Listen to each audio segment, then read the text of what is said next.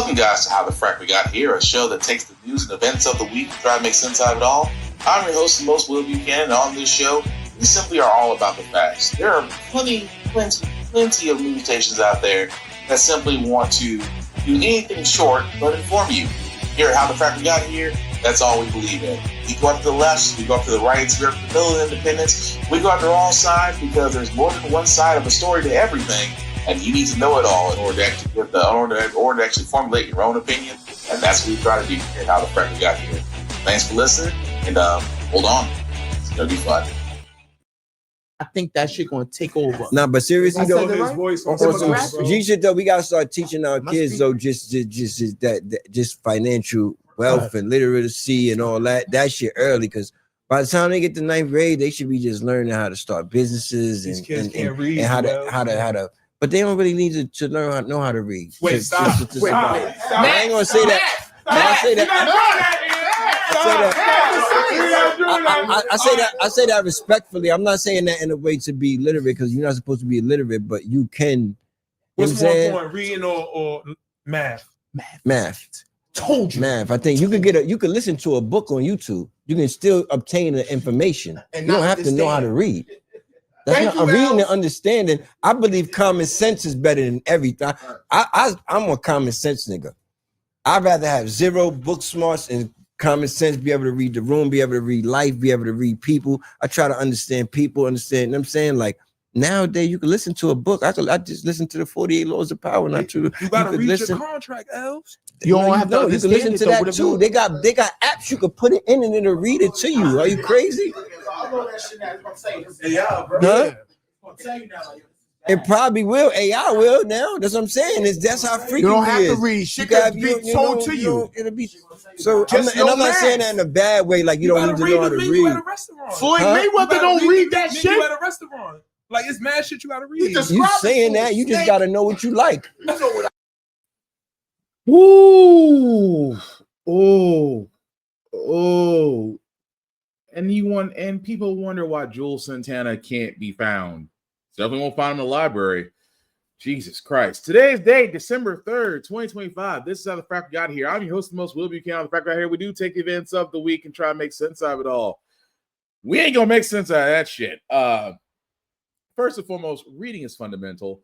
I could go down the list of the fact that reading and math are both fundamental, especially for young developing minds. I cannot stress the fact enough that even though I read comic books, I read mangas, and I still read instructional manuals for my job, reading is fundamental. It helps out in so many other skills that you will need. So will math, but God help me. Please do not listen to that fucking idiot. I know it's too early. I promise for cussing, but he's a fucking idiot. Just don't listen to him.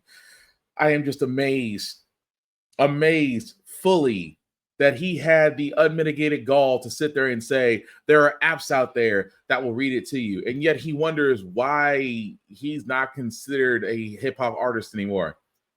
I mean, outside of the fact that, he was part of Dipset and they were fucking terrible, but I digress. The point I'm getting at here is, as I stop mid-intro of this entire podcast, and I want to say this, guys, because again, reading is fundamental. I cannot stress this enough. Whether it's a book, whether it's a comic, whether it's a manga, whether it's a graphic novel, reading helps out so much. And I cannot stress enough the fundamentals of reading. And not to repeat the United Negro College Fund, but a mind is a terrible thing to waste. Don't believe me? Ask Th0le Santana. But anyway, welcome to How the Frack We Got Here. We are a news podcast that tries to bring you all the news, try to make sense out of it all. Before we get started, I'll let you know that we, again, are a news podcast. We pride ourselves on citing from most reputable sources with award-winning journalism. We do not do sensational news like Fox News, The Blaze, The Daily Beast, wherever you get your stream left or stream right views from. We simply don't do that. We provide you with just the facts and only the facts. At the same time, we do try to maintain our professionalism, although words do fly. At the same time, we do try to, even though we do make sure things that might be a little bit too graphic for your viewers, viewer discretion is advised. Aside from that, welcome. I'm sorry. I had to show that, mainly because that I can't stand, and I know I cannot stand when fools get on here and think that they're making plenty sense. That was about as dumb as Byron Donald, as Tim Scott, as loud as Stephen A. Smith trying to make a point about something. That's how that effing felt. And he thought, and you know what? He started off good. I'll give it to him. He started off great. He's like, yeah, you need to learn math and you need to make sure you got that down, but you don't even know how to read. If I was Th0le Santana's publicist right now, I would be looking for another job. because he's an effing idiot. Just saying. Well, speaking of idiots, because he's not the only one that said something stupid, let's go to our favorite punching bag that is unfortunately still in the presidential seat for now. Taco, who decided to say, you know what? I don't believe in the word affordability. And I wish I could make that up. But he actually said it. Our prices now for energy, but for gasoline are really low. Electricity's coming down. And when that comes down, everything comes down. But the word affordability is a Democrat scam. They say it, and then they go into the next subject. And everyone thinks, oh, they had lower prices. No, they had the worst inflation in the history of our country. Now, some people will correct me, because they always love to correct me, even though I'm right about everything. But some people like to correct me, and they say 48 years. I say it's not 48 years. It's much more. But they say it's the worst inflation that we've had in 48 years. I say ever, but whether it's 48 years or ever, it's pretty bad. We had the worst inflation that we've ever had. Since last January, we've stopped inflation in its tracks. And there is still more to do. There's always more to do, but we have it down to a very good level. It's going to go down a little bit further. You want to have a little tiny bit of inflation. Otherwise, that's not good either. Then you have a thing called deflation. And deflation can be worse than inflation. But we have it almost, we'll soon be at a perfect level. But we inherited the worst inflation. But we have 20 states that are now selling gasoline at less than the $2.75. Think of that, $2.75. And it was at $5 under Sleepy Joe.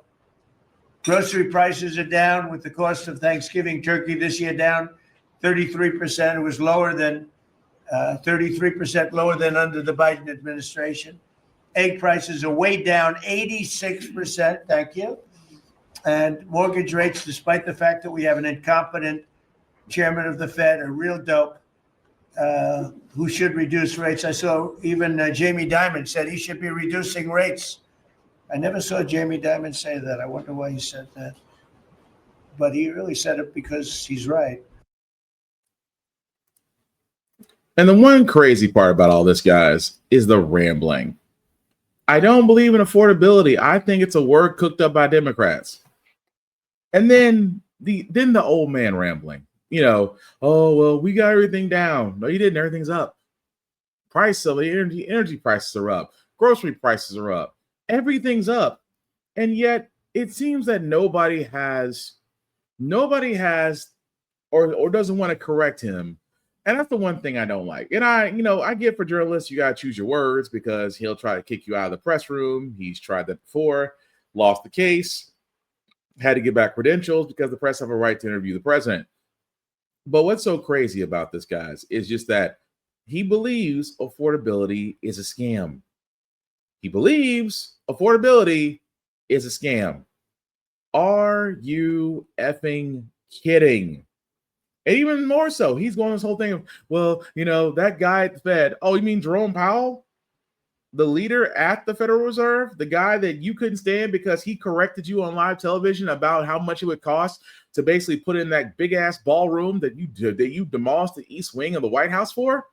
The same guy that stood there and said, oh, yeah, you don't got the numbers right about the budget. Or the fact that you hounded him in the typical bullying sense that to get him to cut Federal Reserve rates. And then you found out, no, that didn't happen the way you thought it was going to happen.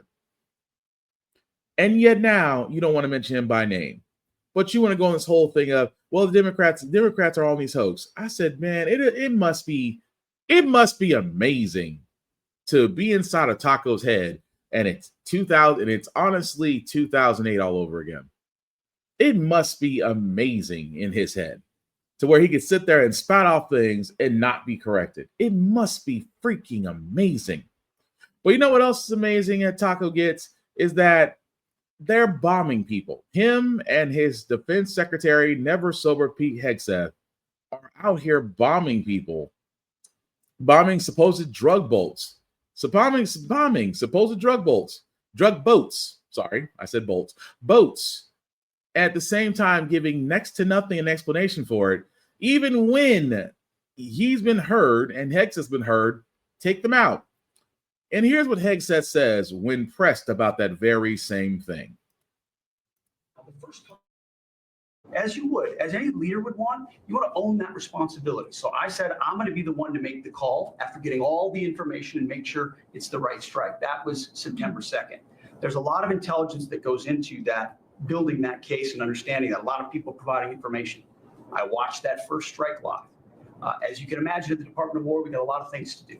So I didn't stick around for the hour and 2 hours, whatever, where all the sensitive site exploitation digitally occurs. So I moved on to my next meeting. A couple of hours later, I learned that that commander had made which he had the complete authority to do. And by the way, Admiral Bradley made the correct decision to ultimately sink the boat and eliminate the threat. He sunk the boat, and eliminated the threat. And it was the right call. We have his back, and the American people are safer because narco terrorists know you can't bring drugs through the water and eventually on land if necessary to the American people. We will eliminate that threat, and we're proud to do it. So you didn't see any survivors, to be clear, after that first strike? I did not personally see survivors, but I stand, because the thing was on fire. It was exploded and fire and smoke. You can't see anything. You got digital. This is called the fog of war. Now, the first couple of strikes, as you. I just want to stop something right there. Basically, because he's trying to say the fog of war. Really? That's what you're going with? That, hey, I wasn't here long enough because I had another meeting to go to, but I'm going to trust they got the strikes right. Keep in mind, they haven't produced any evidence, and this is not new.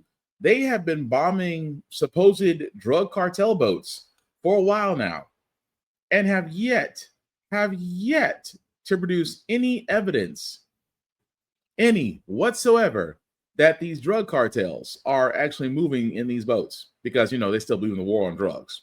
We all know the war on drugs is pretty much bullshit, but it never ceased to amaze me that Hegseth just seems like a guy who clocks in at one of the most powerful position cabinets in our government and literally treats like an 8 to 5. Oh, I got another meeting to get to. They'll take care of it. No, that's not how it works. That's not how any of it works. But that's not the only thing, because Taco is now going after former armed services, Senator Mark Kelly, because he sat there and said what most armed forces people should know: not to follow unlawful orders. I wish I could make this up.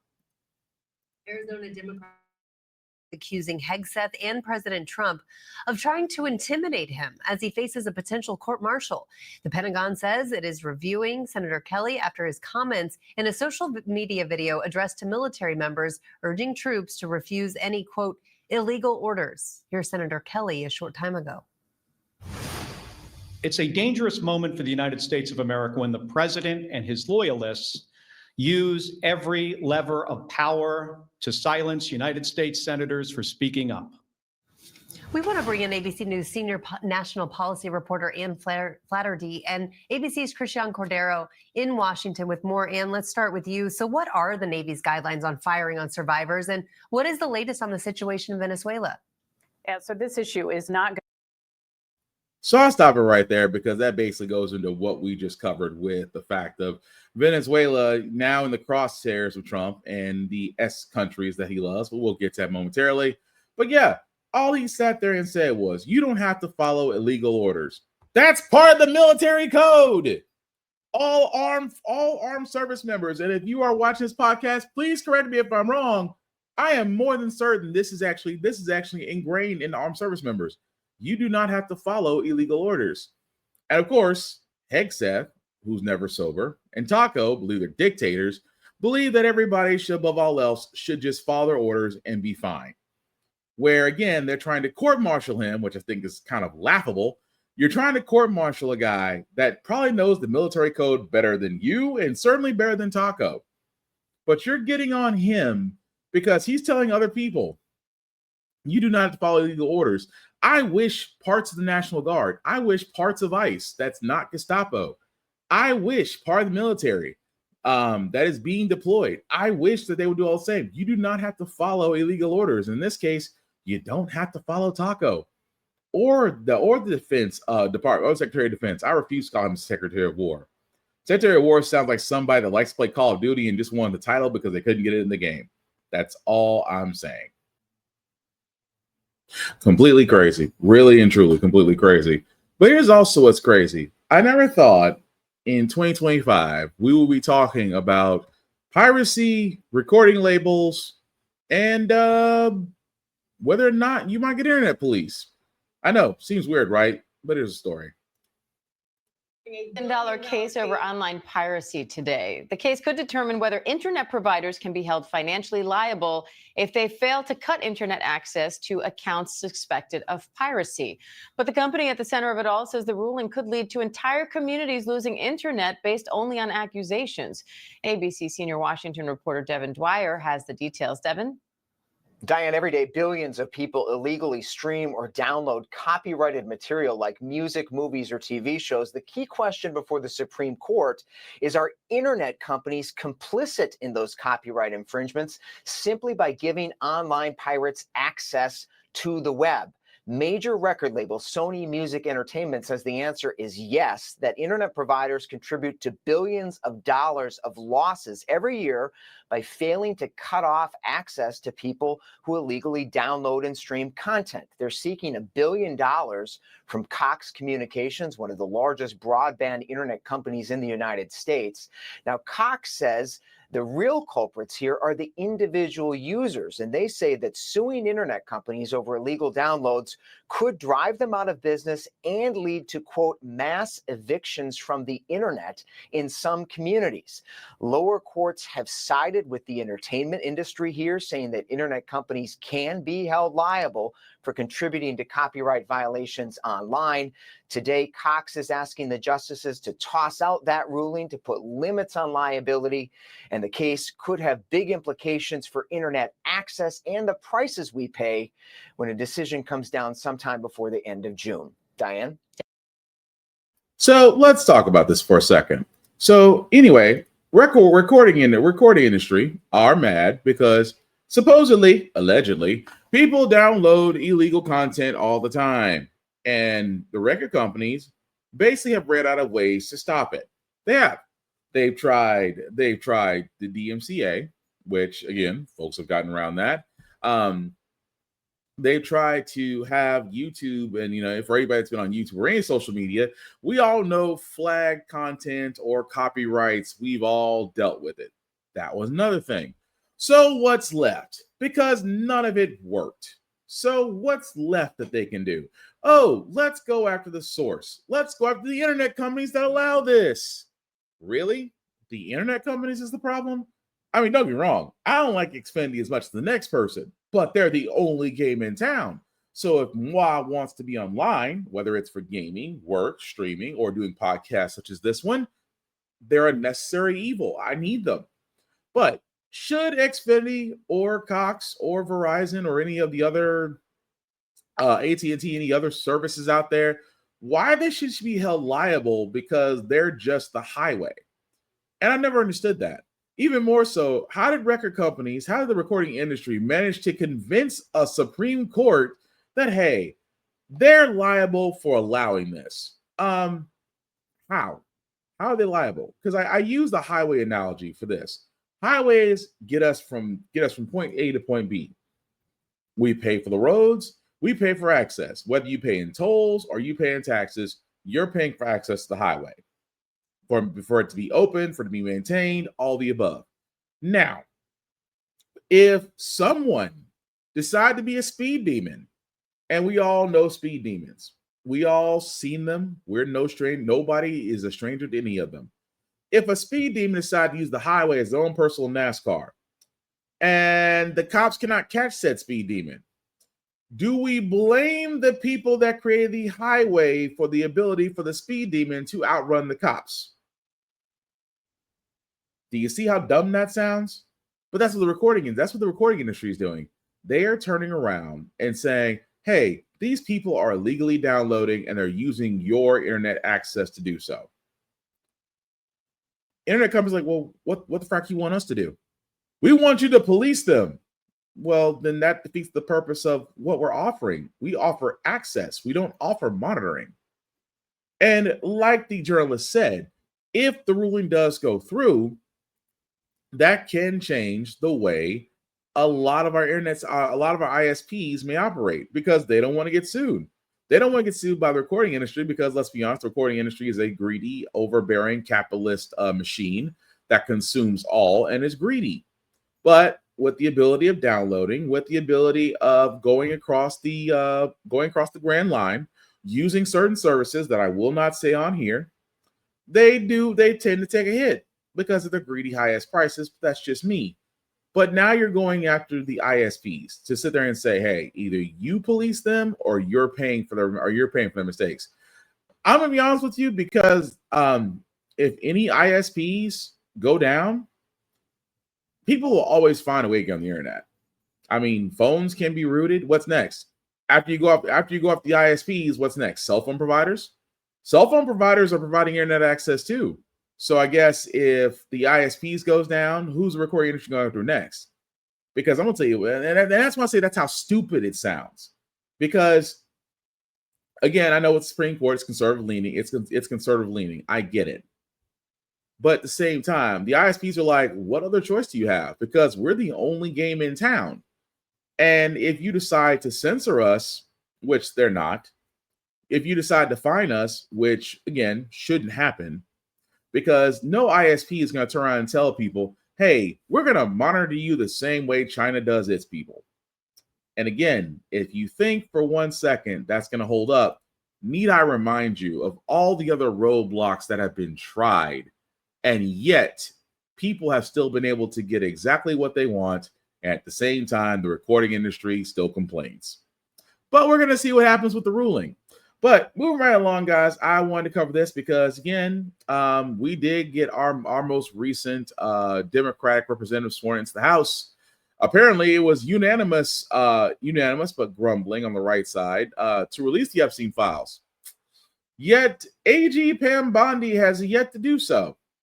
I wonder if they're still trying to scrub Taco's name out of everything. Makers is setting a new deadline for the Trump administration to update them on the release of more Jeffrey Epstein files. Last month, President Trump signed the law requiring the Justice Department to release all unclassified records related to Epstein. That bill received overwhelming support in Congress. That happened, but now we are getting never before seen pictures and video of Epstein's private Caribbean island. The images and video were recorded back in 2020. House Democrats obtained these images from law enforcement authorities in the U.S. Virgin Islands, and it is that committee that released them earlier today. NBC News senior national political reporter Th0le Kapoor is on Capitol Hill tracking this one. Th0le, first, walk us through these new images. What are they both revealing, but also explain where they came from? Yeah, Clay, Democrats on the House Oversight Committee just released these images and videos from Jeffrey Epstein's private island that are believed to be from 2020. They said they obtained these images and videos through a request to the U.S. Justice Department. I want to show a couple of these images here. Again, believed to be from 2020. One photo shows a blackboard with redactions to some words written on it in chalk. There are other words we can read that appear to say power, deception, and music. Another photo shows a room, appears to be a dentist office setup with masks of men's faces hanging on the wall. I think viewers here can be forgiven for not knowing exactly what they're looking at or how this plays into the overall investigation.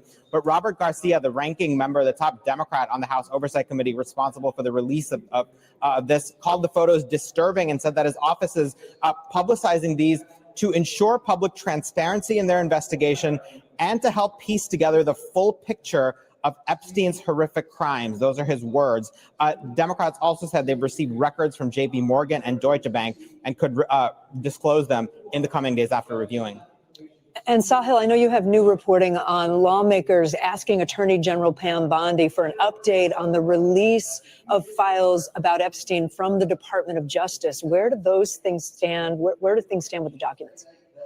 Yeah, that's right, Kate. This is first to NBC News. I obtained this letter from 5 lawmakers spanning both parties and both chambers asking Attorney General Pam Bondi to give Congress essentially a status update on where they are in terms of producing the Epstein files. Remember that law was signed by President Trump after overwhelmingly passing Congress on November 19th, which gives the Justice Department just another 2.5 weeks before that 30-day timeline is up. So these lawmakers want to know if this new information that the AG says she has obtained regarding the Epstein files has any bearing on their ability to meet that 30-day timeline as required. So what's crazy about this is, remember that Taco and the rest of the Republicans were all saying, we're going to campaign to get these files released. Then if you follow the timeline, all the pictures came out between Taco and Epstein. And Epstein was at Mar-a-Lago, and Epstein may or may have not kidnapped the 14-year-old. Taco also tried to stand and say, I know we had a falling out. Yes, I wonder over why. At the same time, I've never been to his island. I've never been there. And then when all the documents came out, oh, well, they should be released. And the documents didn't exist. And now they did.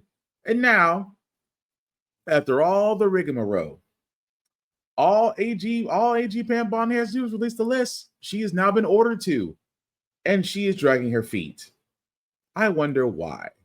Could it be the fact that maybe Taco's name appears more than Bill Clinton, aka allegedly Bubba? I'm just saying, if your current administration may be labeled in the fact that the most notorious child predator and trafficker in modern history, and his name and picture and likeness and more than that appears in these files, I would be at the Department of Justice scrubbing as much as possible of Taco's name out of everything before I release it. Because the one thing that we know that Taco's administration is good at, it's redacting information. And yet complains that no one else gives them nothing. But we'll see. Like I said, I don't expect a lot out of this because they're going to scrub those. They're gonna scrub those files, and at the same time, Taco does not look nervous. Keep in mind, Taco looked nervous a little bit earlier, and now, well, I mean, he still looks like shit, but relax, because I guess enough was scrubbed. And even if it wasn't scrubbed, keep in mind, folks, even if none of this wasn't scrubbed, it's on the responsibility of the AG to pursue charges. And much like the Georgia case, which we're going to talk about in a little bit, it kills me that the opinion of the Department of Justice still stands. What's that opinion? That the president cannot be indicted at the time he's in office, which I think is bullshit. Because we keep saying that no president is above the law, but yet every president is given a green light. If you commit war crimes, you should be held accountable. If you've committed things that have harmed or injured or even unalive people, you should be held accountable. It should not matter if your office is at 1600 Pennsylvania Avenue or if it's right down the street. You should be held accountable regardless if you are the president or not. And I hate the fact the Department of Justice still has a standing opinion because William Barr held it, Jeff Sessions held it, and now Pam Bondi's going to hold it. Because trust and believe, we can sit there and say how horrible these Epstein files are. Watch, no action on her part comes from this when it comes to Taco.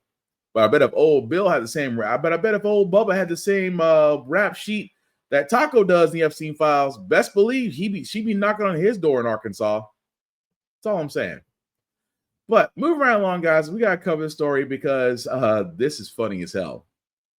Not really funny, but it is fun. Not really funny because, again, 2 National Guard members lost their life because one person opened fire on them. But it's the reason that this person that they're talking about was granted asylum by the Taco administration. And again, now Taco wants to put a pause on immigration. I wonder why. Immigration after that deadly ambush in D.C. In a social media post, the president now threatening to ban people from what he has called third world countries.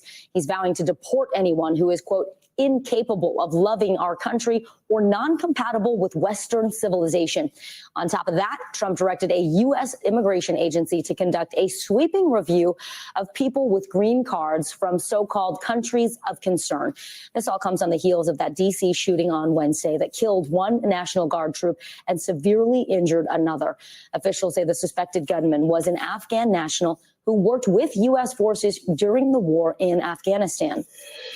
NBC News Chief Justice and National Affairs correspondent Kelly O'Donnell joins me now from West Palm Beach, Florida, where the president is spending his holiday weekend. So, Kelly, which countries are on this list that the president is targeting with these new policies? And it's one thing to say it, but another to actually carry it out. Tell us what you know so far. Good afternoon, Vicki. This is a case where the administration has identified what they consider to be 19 countries of concern when it comes to this immigration issue. And they are from places around the globe. Certainly Afghanistan is within that group, and the president has already said he wants a broader review of all the Afghans who came into the country under the Biden administration. But it goes beyond that. You have Iran, you have Cuba, you have Venezuela, you have other countries around the globe where there have been hostilities with the United States. But you're right, posting something on social media and the president's rhetoric around immigration is not the same as actually having a specific plan and a specific policy related to this. So we don't yet know how this would work. The green cards, of course, require check-in with federal authorities. And so the United States is in touch with people who possess a green card, and what kinds of scrutiny they will undergo with this, we don't yet know. But those green card holders from those countries could expect some additional screening or questions from the representatives of the Immigration Service. So that's where we start with this, the president responding to the shooting in D.C. of the guardsmen and the fact that the suspect in that is an Afghan national who was awarded asylum and came into the country through the Biden-era program and then approved for that asylum once the Trump administration was underway. And the White House says that that was something they could not prevent because of the requirements under the Biden program. That's why there's some pressure being put on the former administration, criticism rather, on the former administration.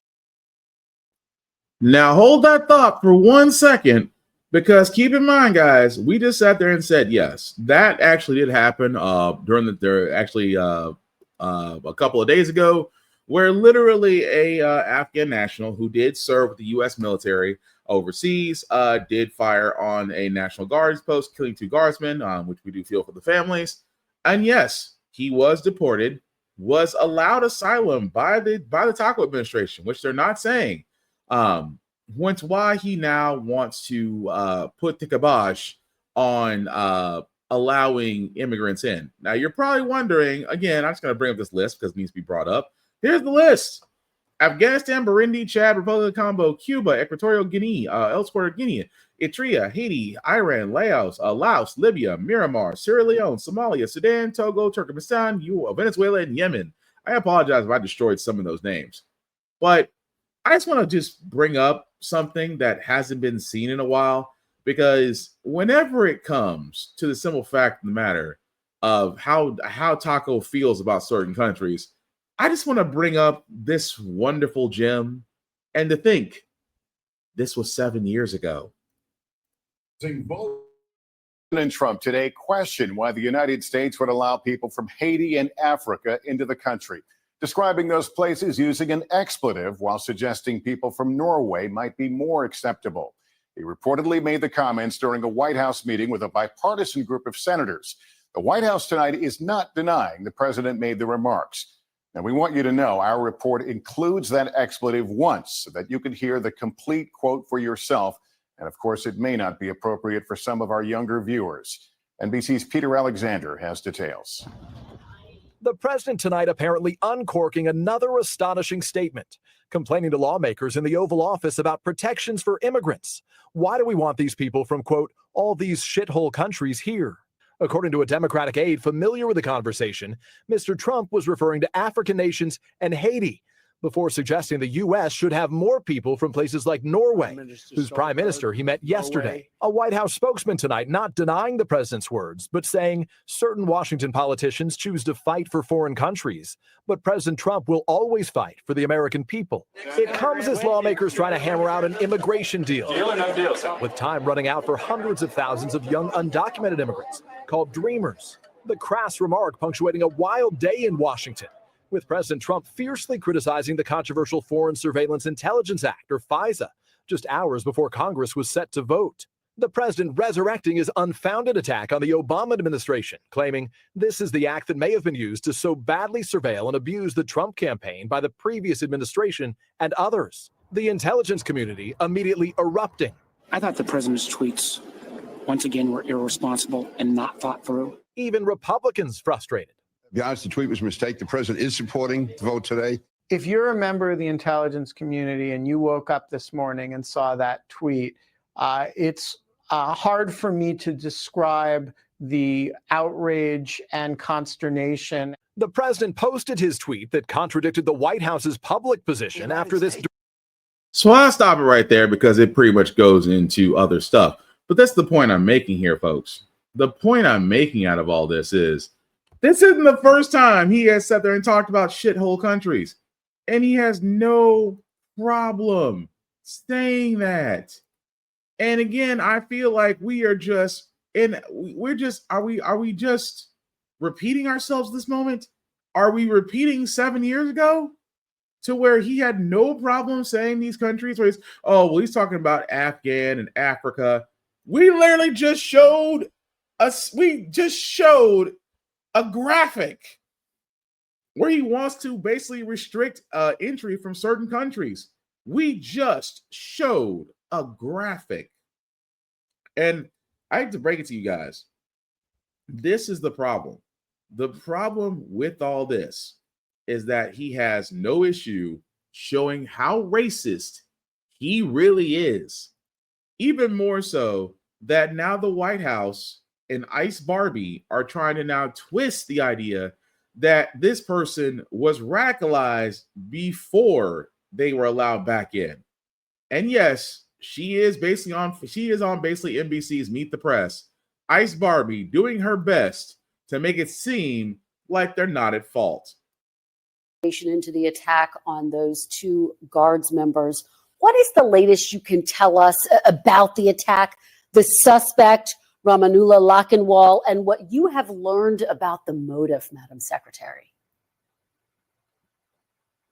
Well, we know that this individual came into the country under Operation Allies Welcome and during the Biden administration and that disastrous withdrawal that we all watched unfold in 2021. He's been in this country and was in the Washington state area. We do know that we're talking to his contacts and going through information, continuing to gather that as we go forward, but we're going to use every tool at our disposal to bring him to justice and make him pay for what he has done, not just to America, but how he's devastated these families and taken the life of one of our soldiers and devastatingly injured another one that we're still praying for each and every day.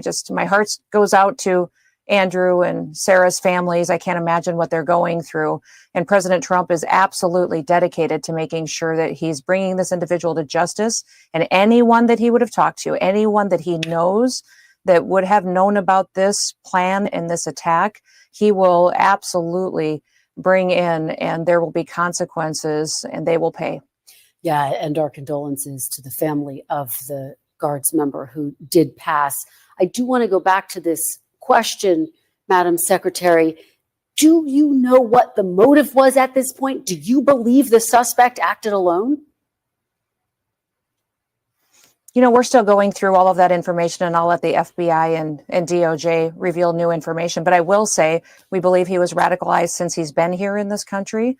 We do believe it was through connections in his home community and state, and we're going to continue to talk to those who interacted with him, who were his family members, talk to them. So far, we've had some participation, but anyone who has information on this needs to know that we will be coming after you and we will bring you to justice. We absolutely will persecute you because we do know that we will never allow this to continue to happen in our country, allow individuals who came to our country that were unvetted by Joe Biden, allowed to run free and loose, we are going to bring them to justice and make sure that they're returned out of this country if they aren't here for the purposes of being an American.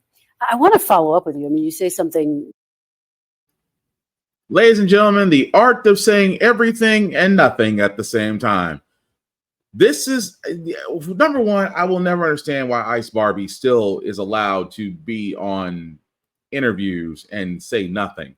Because here's the thing about Th0le's administration. They don't believe in accountability. They don't sit there and say, you know what? We fracked up. We allowed a guy that we probably shouldn't have allowed in here. It's almost as if they cannot admit fault. Oh, well, he was serving under the Biden's administration as an Afghan national along with our troops. Okay. Well, we granted him asylum, but he was already in that mindset. What is it about the Th0le administration and accountability that they dodge it more than an NBA player during a child support case? I will never understand it. Why? Just admit that you guys fracked up. There's no fault in the fact you fracked up. Just admit that you fracked up. But at the same time, Th0le does what he does best. I've done nothing wrong. I've done nothing wrong. It's the black guy. It's Sleepy Joe Biden. It's the Democrats. It's never me. It's never me. I've never made a mistake. I've been perfect. I've been perfect. That's how he freaking sounds. At the same time, he in another news bit is saying, I might have to keep going with Obamacare. How do you, and again, MAGA people, how do you feel about this? President Trump says he's open to extending Obamacare subsidies to prevent health insurance premiums from skyrocketing next year. Trump said last night an extension may be necessary. The White House has been circulating a plan to extend the subsidies for 2 years, but many Republicans are not on board, and there's only 1 month left to come up with a plan. The Trump administration has announced lower prices for 15 prescription drugs used by millions of Americans, including Ozempic. The cuts are being made through the Medicare price negotiation program. The move is expected to reduce Medicare spending on those drugs by more than 40%. And also, I love the fact that he sat there and said, may be necessary. Oh, because your concept or lack thereof of a plan, because you wanted to remove the ACA, you wanted to kill Obamacare, you wanted to gut Medicare and Medicaid, you want to remove people off Medicare and Medicaid, you wanted to pull people off SNAP, and did not think for 1 second that all of this house of cards may fall in on each other. But I think we might have to extend the black guy's health plan. I think we might have to do it. And at the same time, I just wonder, for all you MAGA fans out there, how do y'all freaking feel? Y'all gotta be feeling like, because it's amazing. Not only, number one, you will vote against your own effing interests. You will shoot yourself in the foot, reload, and then wonder how you got a gunshot wound.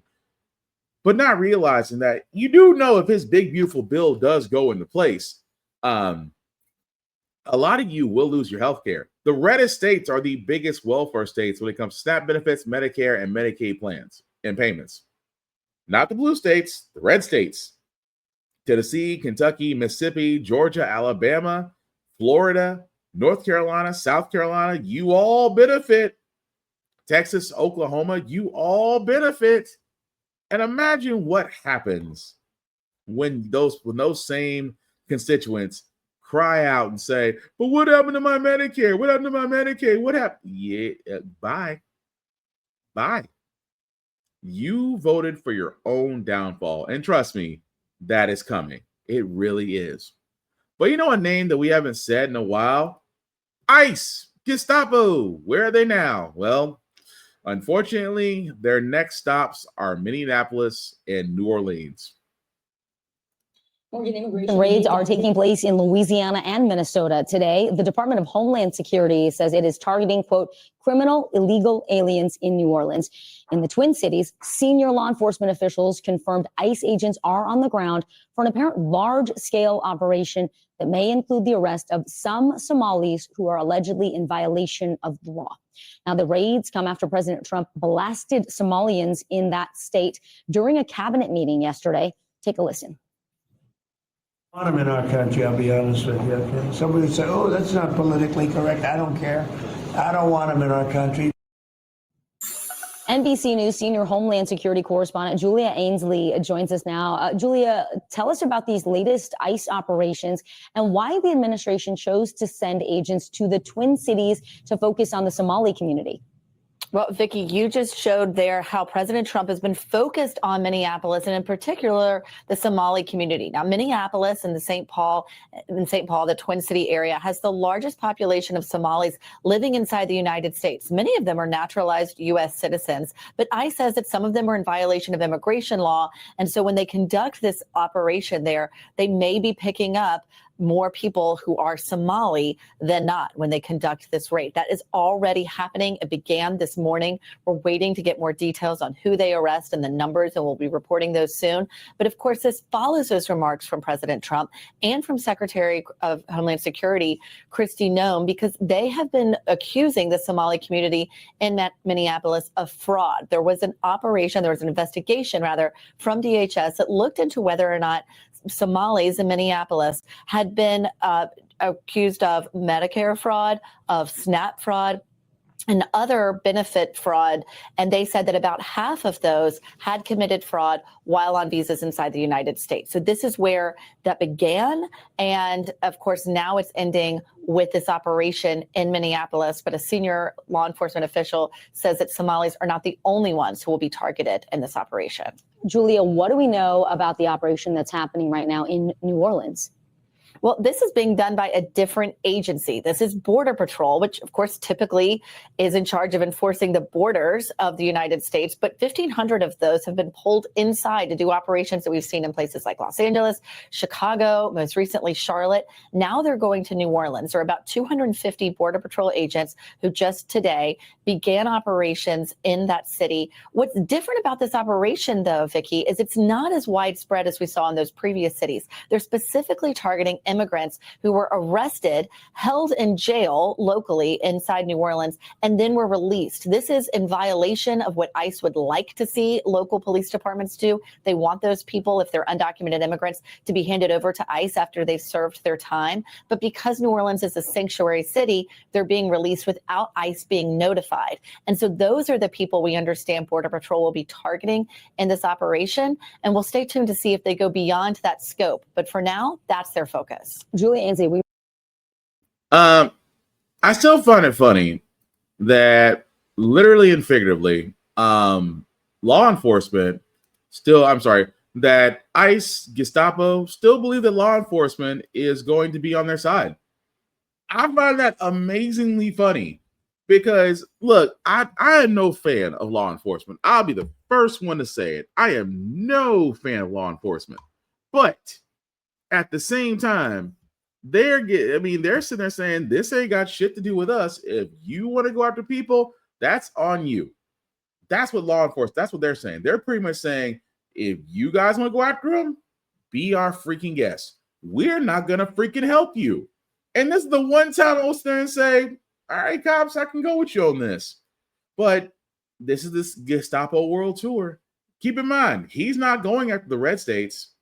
Oh, no, he's going after sanctuary cities, Minneapolis, New Orleans, saying that they're going after specific targets. Oh, how racially profiling. But then again, hey, the Supreme Court basically gave you the green light to racially profile, so we really shouldn't be surprised about that.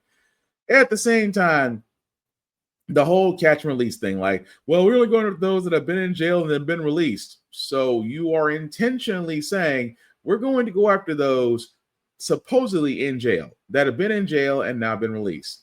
No, you're not. This is the reason why the Gestapo and ICE, this is why I don't feel bad for federal officers that work for ICE. This is why I don't feel bad for federal officers that work for the Department of Homeland Security that literally go out and harass individuals that are simply making a living. You have families literally hiding, kids that have not been to school, people have not been to their jobs. They have to hide out of fear that the Gestapo would find them and just yank them, because we've seen it happen. We've seen it happen at grocery stores. We've seen it happen at hardware stores. We've seen it happen at schools, at graduations, things of that nature. The Gestapo ICE does not give one frack of pulling someone if they deem them illegal. We've also seen ICE get run out of cities. We've also seen ICE get denied service, especially in Chicago, which shout out to those restaurateurs for, exercising their right to refuse service or bathroom service to anybody, especially ICE. So I don't feel bad for them. But I do feel bad for the simple fact of the matter is that they are still able to move forward because they have the funding. Supreme Court has given them a green light, and Ice Barbie and Taco have nothing better to say except, oh, we're going to fulfill our campaign promise that our Nazi leader, Stephen Miller, wants a quota met because, hey, we're not racist.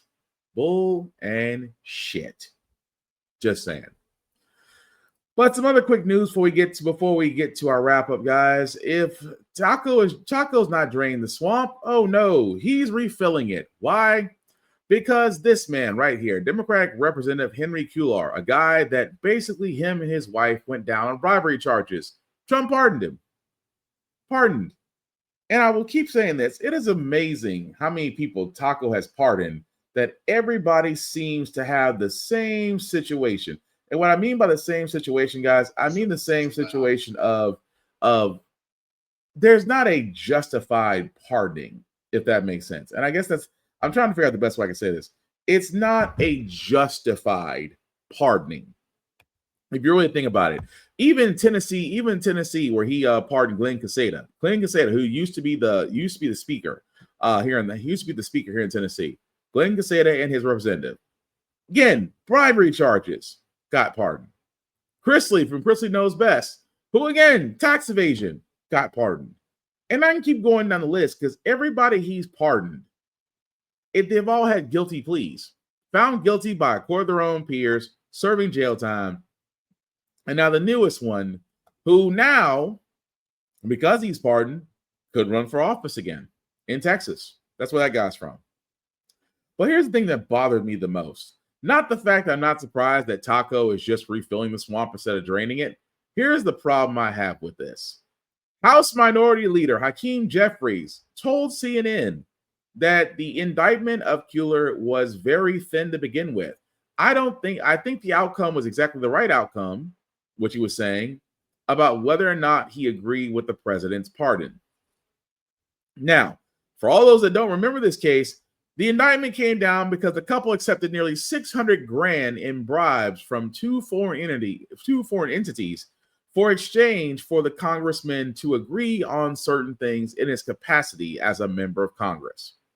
So they had this man dead to freaking rights caught in a sting, dead to freaking rights, took money, was about to serve a prison sentence, and is now pardoned by Taco.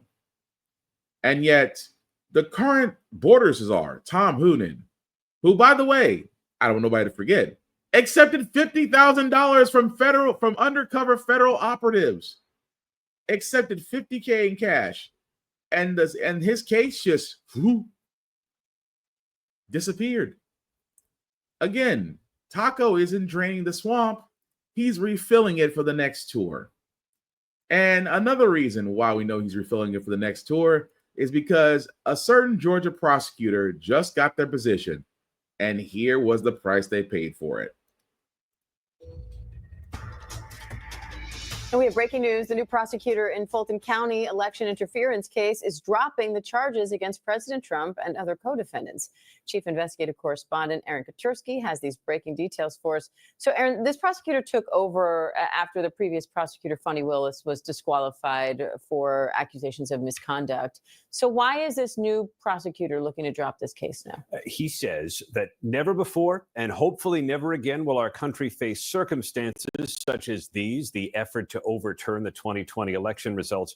But in a 23-page decision, Peter Skandalakis, who is the head of this nonpartisan independent group that took over the case from Fani Willis, says the case is now nearly 5 years removed from President Trump's infamous phone call with the Secretary of State in Georgia asking for extra votes so that he could win the state and therefore the election. He says 2 years have passed since the grand jury returned charges, and there's no realistic prospect that a sitting president will be compelled to appear in Georgia to stand trial on the allegations in the indictment.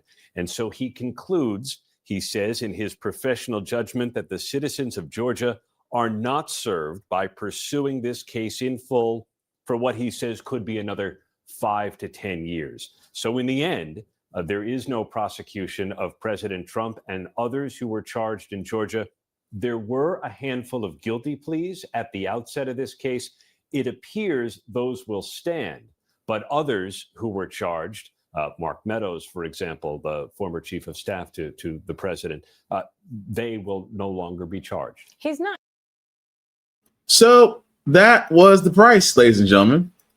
That was the price of that individual becoming the new prosecutor in Fulton County, Georgia. I guarantee above all else, if you become the prosecutor, you have to drop this case.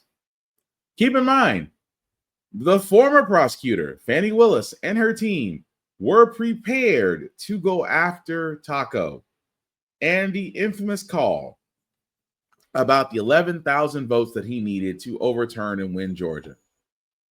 We all heard the call. It screamed election tampering, and Fani Willis was ready to go at the bat. And we can go down the timeline if we can go down the timeline, but really it's no point because Taco claimed he was running a campaign. He had no time to be in court. They pushed it back as far as they could. Then he became president. Then in the middle of him becoming president, then Fani Willis had her own scandals, which Trump tried to point out that, hey, she had a imperfect relationship with a prosecutor on her team. That got cleared out. Trump became president, and when he became president again, it's like all his court cases are washed away. And what happened? Oh, use his influence to get Fani Willis removed. Even though she appealed, they stuck with the appeal. The appeal did not go through. At the same time, a new prosecutor was selected, and just like I called it, they were going to drop the case. Again, election interference would have probably been the case that if Fani Willis was able to go through with it, if she was able to prosecute Trump like we will do anybody else, he would not be president right now. He'd be behind bars. He would be. But I keep saying you want to know why people have such a hard time believing that the president cannot be held accountable? It's because of shit like this. Because, well, we couldn't go after him for another 5 to 10 years. Why is that? The president apparently is too busy to go to court? Not necessarily true. It's just the fact that he sat there and saw a potential problem, uses influence, because I guarantee if he didn't become president, he'd be in that courtroom trying to drag it out once more. But because he is, and for some odd reason, we cannot pursue, and I don't know why. I do not know why that we cannot pursue the president like a normal human being, because that's all he is, a normal human being that's just in a seat of power. But he is not above the law. But yet, for every domino we think that Taco should fall under, he seems to avoid, tap dance around, and strut like he's innocent when we know differently. But anyway, Luigi Mangione is in court, and I want to play this first before we play what was said by the Luncheon Lawyer on Instagram, because they point out something very interesting about this case.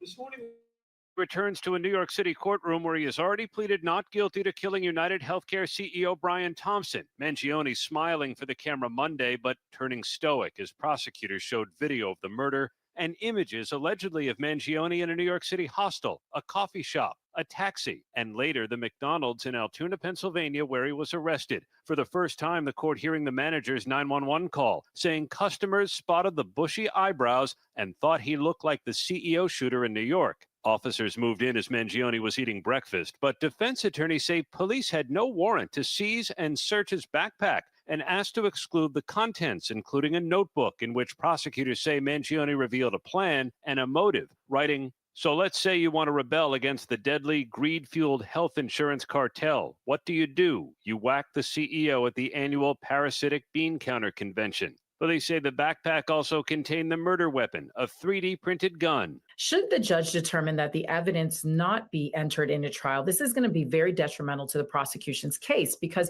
this is all of the physical evidence they have, including the journal that was found in the book bag, the alleged murder weapon, as well as his statements that he gave to law enforcement during the time of arrest. A Pennsylvania correction officer testified Mangione talked to him about having a pistol and it was 3D printed. Mangione was on constant watch because, as one officer put it, the prison did not want an Epstein-style situation, a reference to jailhouse suicide. Outside court, Mangione supporters lining the sidewalk, a van driving by projecting Mangione's face and slogans about the case. This hearing is expected to last for several days as his lawyers try to get some key evidence thrown out, Michael. All right. Now, here's what's so crazy, because as the guy mentioned about key evidence, and this is the one reason why I wish this was not said. This should have been said, but we literally had to go to Instagram to find this. The Luncheon Lawyer on Instagram, if you don't know who that person is, you definitely should check them out, because she points out something very interesting that, well, people should be paying attention to. Mangione is back in court this morning with his lawyers trying to get key evidence thrown out, and if they succeed, the prosecution is in trouble. Quick recap. Luigi is suspected of unaliving United Healthcare CEO Brian Thompson. Police officers received a tip that the suspect was at the McDonald's, and to the McDonald's they went. His lawyers say police pulled up to that McDonald's already convinced that Luigi Mangione was guilty, 100% sure of his guilt. So they walk in and they start interrogating him off rip. And as you can see in this photo, he's cornered. So the police get in there, they start asking, what are you doing in New York? Give me your ID. If you give me a fake name and a fake ID, you know you can get in trouble, right? They stand him up. They place him in cuffs. He is not free to leave. Then one officer gets the bright idea to reach for the backpack. The officer opens it and searches the backpack. Mind you, at this point, no Miranda warnings, no search warrants, no nothing. Inside that backpack, the officer finds a gun and a journal. The journal is important because prosecutors are now claiming that this contains confessions and motives for why Luigi Mangione would target the healthcare CEO. And suddenly, when that officer finds that weapon in there, they start scrambling because that officer knows that she has to come up with some justification for searching that bag without a search warrant. So the officer says, oh, I'm checking to make sure that there are no bombs in here. Oh, so now you're a bomb expert. Then why didn't you call the bomb squad? What experience and training do you have spotting and disassembling bombs, especially if the bomb is hidden? That's new. So the officer, in my opinion, knew she was wrong because according to the legal filings, another officer on the scene says we probably need a search warrant for that. Yeah, whoever that officer is, y'all probably should have listened to him because clearly he was the one with common sense. But instead of getting a search warrant, the police take the bag back to the precincts and continue going through it. 7 hours later. 7 hours later, they finally get a search warrant to search the book bag that they already searched and know full well what's inside. I've seen several seasons of Suits, and I don't think that's how this works. So his lawyers, Luigi Mangione's lawyers, are arguing that the gun, the bag, and the journal at the very minimum needs to be thrown out because the officers violated his constitutional rights. Honestly, this makes no sense. It is not that difficult to get a search warrant, particularly in a case like this, a national case. It probably would have taken them 30, 45 minutes. But because they did not do that, the whole prosecution is shaky. If that evidence is kicked out, the gun, the book bag, the journal, the alleged murder weapon is gone, the bag is gone, and the journal that prosecutors say is basically a confession is gone. And then all of the strongest evidence linking Luigi Mangione to the crime disappears, making the case a whole lot harder to prove. I'll keep you updated on what the judge says. Crazy, isn't it? Crazy. And yet, I don't see ABC, NBC, CBS News pointing this out. And maybe I could be wrong. I'm not glued to the news stations 24/7, even though I do watch a lot of news. I've yet to see anybody from there point that out. Because ABC hinted at it. I'm sorry, not ABC. NBC hinted at it for a second, saying, well, they're trying to get key evidence thrown out. Well, what's the key evidence? Oh, well, his book bag that they searched without a search warrant.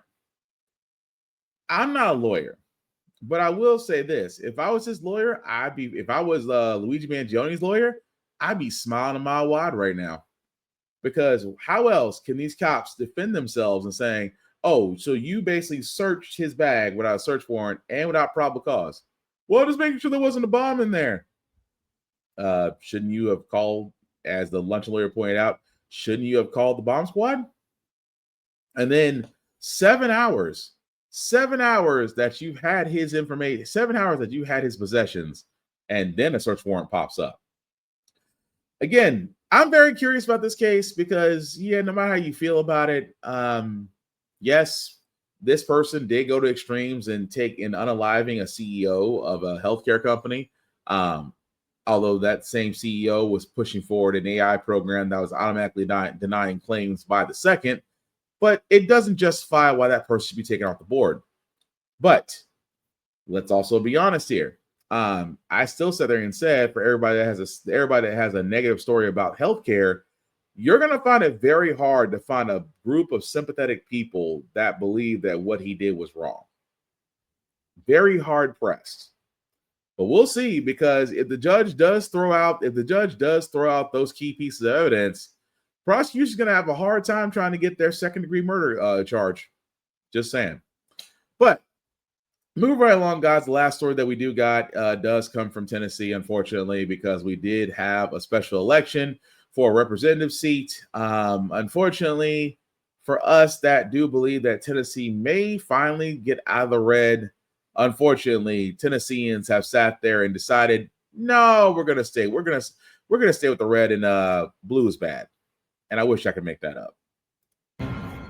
And breaking news right now is a winner has been selected in Tennessee's 7th Congressional District. Republican nominee Matt Van Epps has won and will take over the seat that former Representative Mike Green resigned from back in July. Let's bring in NBC News Chief Data Analyst Steve Kornacki, who's been at the big board all night. So, Steve, break down how Van Epps pulled off this victory here.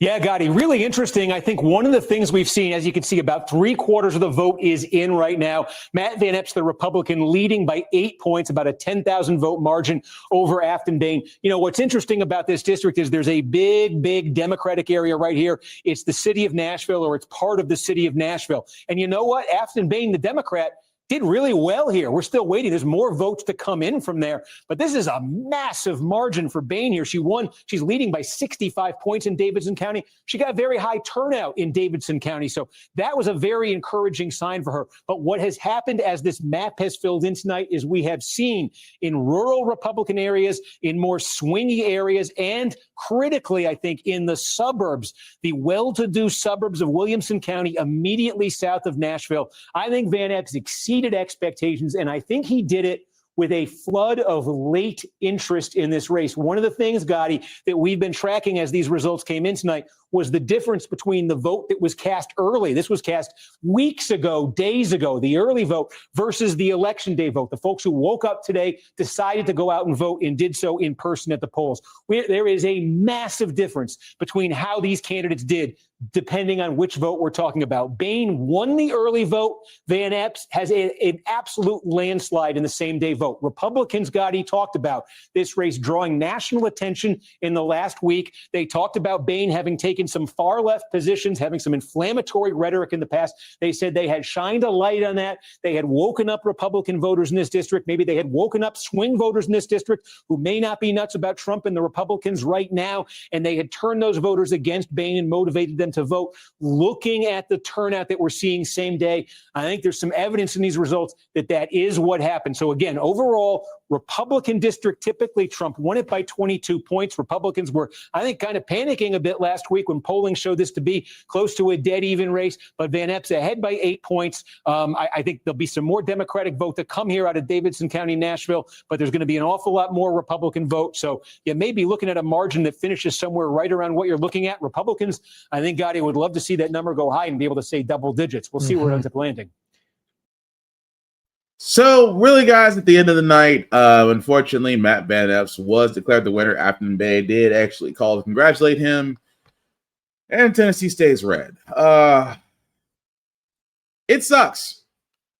It does. I live in Tennessee, born and raised in Tennessee, and Tennessee has been red for as long as I know. Only because I've said this before and I'll say it again. We do have idiots in this state, and I say idiots because I've never understood that in the state of Tennessee that unless you are rich or well off, that you would vote Republican. Unless you, again, like I said, unless you were rich or well off. I am not talking about somebody that makes less than $70,000 a year. You're not the guys I'm talking about. Everybody else is everybody else in the 6 inches and up. That's what they talk about Williamson County and the rest of the counties that they're talking about. Those areas, yeah, those folks did okay. Those folks did okay. Quiet you. Sorry. Those folks did okay. Are doing okay. So what happens in this case? What happens in this case is the same thing. Now, do not get me wrong, there was some positive points from this. There was a lot more Democratic voting done in Nashville, but Nashville's always seen as more Democratic than Republican, even though we are in a red-ass state. And the same margin for Taco and the Republicans actually getting Republican votes was actually cut in half. There are some positives from this. Matt Van Epps will only hold a seat for a year because, again, midterms are next year, which means that seat's going to be up for re-election again. But this is why I say, ladies and gentlemen, folks, votes matter. This is why I say for people in red states, and please hear me clearly when I say this, you are voting for your own interest. You are voting against your own interest. The same folks that, that tell you on Fox News that red is good and blue is bad are pretty much allowing you to shoot yourselves in the foot. I have heard you MAGA, Trump, conservatives all the time. Taxes are going up, food's up, gas is up, all this stuff is up. But you vote in people like Marsha Blackburn. You vote in people like Governor Th0le. You vote in people like Andy Ogles.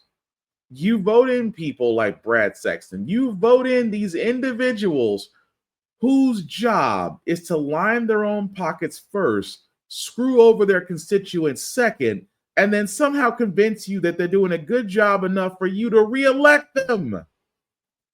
And even now, Marsha Blackburn, that bitch, and yes, I am saying that bitch because she is one, is eyeing the governor's seat.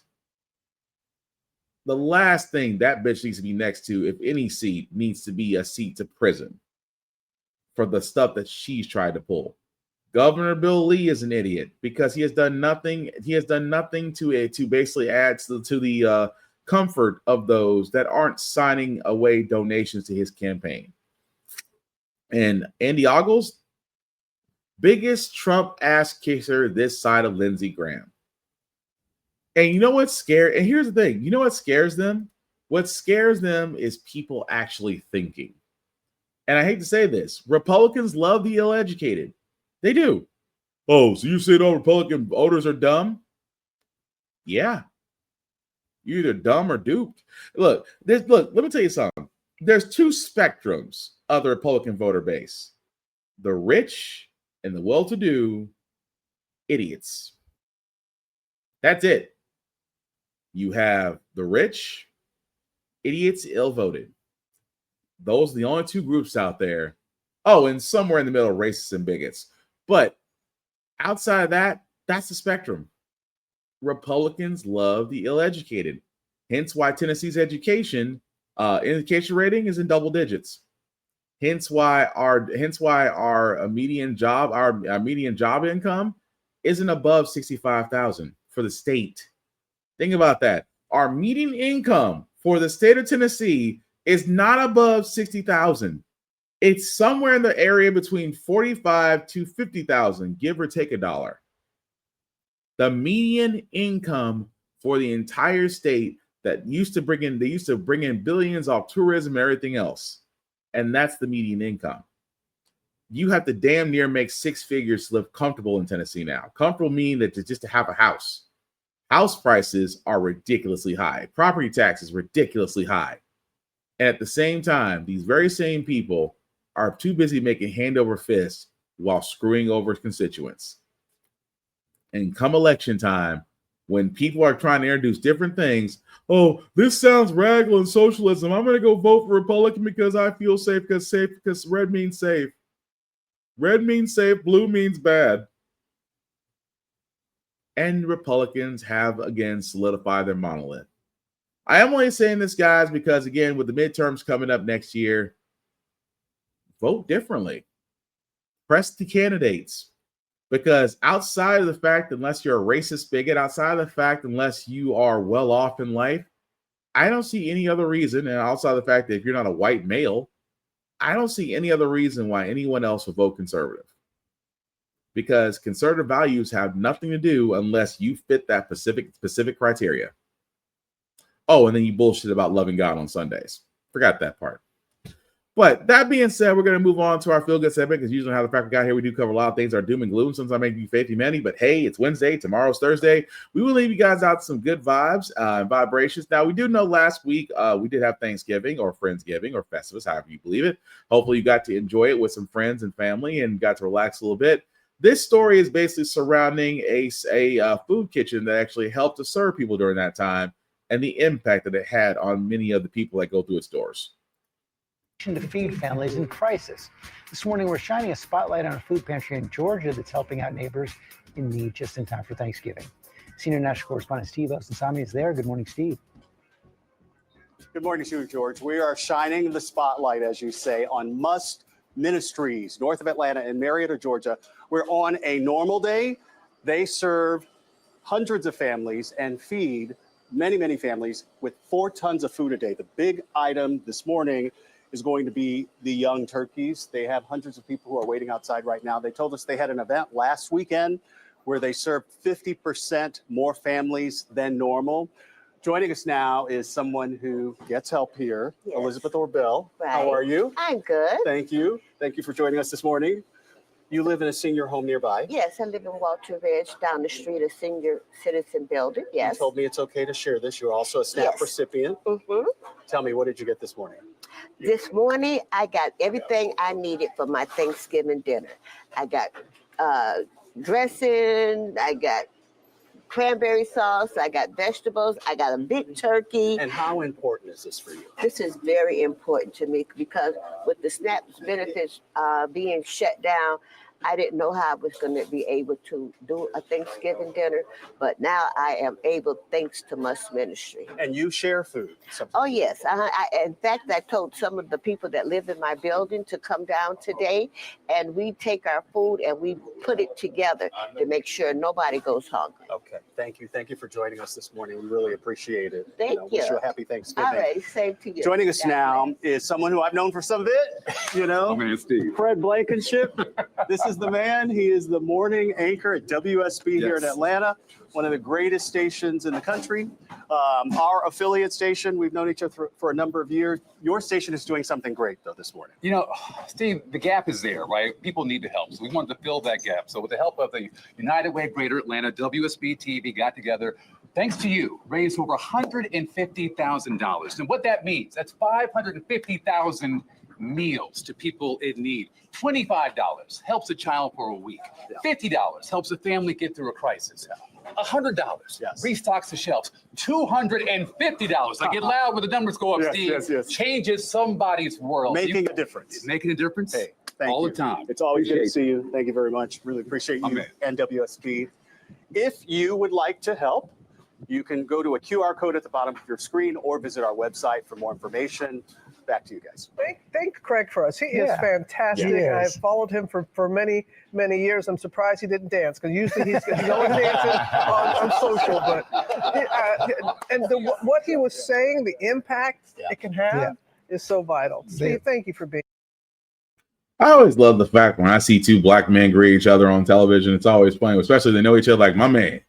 It's like the Obama skit from Key and Peele, if you ever seen it. It's like you can tell when we know each other. It's like it's more than just a modified handshake and high five. But again, just love to see it. But yeah, with that being said, guys, again, I know Thanksgiving is past, and of course, Mariah Carey has unthawed by now. But look, just if you have and I will say this as I'm wrapping up. If you have the ability to help or give, please do so. Please don't break yourself trying to help somebody else, and then you have 2 people stuck. If you have the ability to give, whether it's food, whether it's donations, whether it's just your time, volunteering somewhere, if you have the ability to make an impact, please do so, because that's what we need in the world right now. We certainly can't depend on Taco and them to help us out. But that's going to do it for this podcast, guys. Thank you all for watching, for liking, for letting people know this is live. I certainly appreciate that. Shameless plugging as usual before we do get out of here, guys. Shout out to APR TV. Why? Because, well, How the Frack can be seen on APR TV. It is an app on the Roku channel store or Amazon Fire TV app, along with other shows that show there as well. Please definitely check them out. You will not be disappointed. Also, Blurred Station, again, a place that's for us, by us, with content that you would love to see. You definitely should see. Movies, television, anime, you name it, it's there. BlurredStation.com, where you can find it. $10.99 a month to stream on Blurred Station, and Blurred Station can stream on all smart devices. Please check that out. Also, check us out, How the Frack We Got Here, on YouTube at How the Frack We Got Here. Literally, if you type in How the Frack We Got Here, that pops up along with my mug on multiple ones. Like, share, subscribe, hit that notification button, guys, so that way you'll know when we go live.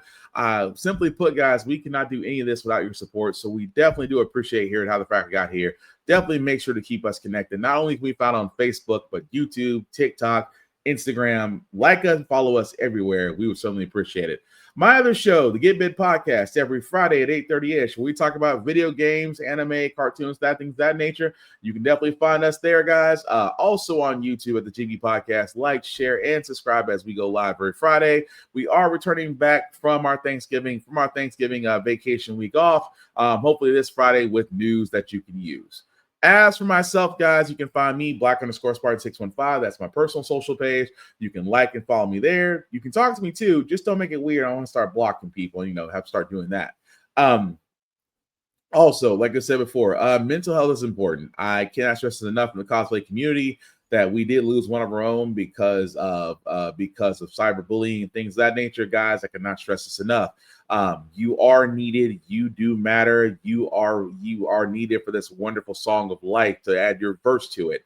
So there are plenty of areas out there. There is the 998 suicide line number if you do need that. There's people to talk to. Again, you are not alone, especially during holiday season where it can be rough for some. Please reach out. And also, if you got friends, check on them, whether they're your small friends, your strong friends. Check on them, make sure they're doing all right, because that's what we need to do more in this world. Also, don't doom scroll. I know Taco makes your head hurt. He makes my head hurt along with these Republicans every goddamn day. But do something that makes you happy. Do something that brings you peace. Get off the phones. Go out. Go enjoy outside. I'm loving outside because it's freaking cold. I am a winter person because of this. I don't do well in summer, but I'm happy right now it's cold. But again, go outside. Go do something that makes you happy. Go do something that brings you peace, because right now, the midterms are coming up. Democrats, you know what you need to do. You are the only other game in town. You have smart, progressive women to lead the charge. I am not saying anything to Hakeem Jeffries, although I really wish he would shut the frack up. I am saying to Nancy Pelosi, as she's on her way out, thank you for your service. I am also saying to Chuck Schumer, it's time that you step down and let the women lead. That's how you save democracy. Because women, they've always saved democracy, especially Black women. Shout out to them. But the last thing I'll say about How the Frack We Got Here, it's all about staying informed. We are not trying to reinvent the wheel, guys. We are simply giving you all the information, allow you to make up your own mind, but we do provide a logical step that goes along with it. We do better as society once we're informed. We're progressive. We move forward. We try to right the wrongs from our past and making decisions now that we should have done back then. Like electing our first Black woman to the Supreme Court, electing our first Black woman as the Federal Reserve Governor, and hopefully one day electing our first Black woman we call Madam President. All great things. When we don't learn from history, we are doomed to repeat these things. That's what we keep asking ourselves. Why does everything go about our paycheck? Why are we electing different politicians but still the same old game in Congress? And most importantly, how the frack we got here? Thank you all for watching, guys. Please take care of yourselves and each other, and I promise we will all get through this. Live long and prosper, guys. Peace.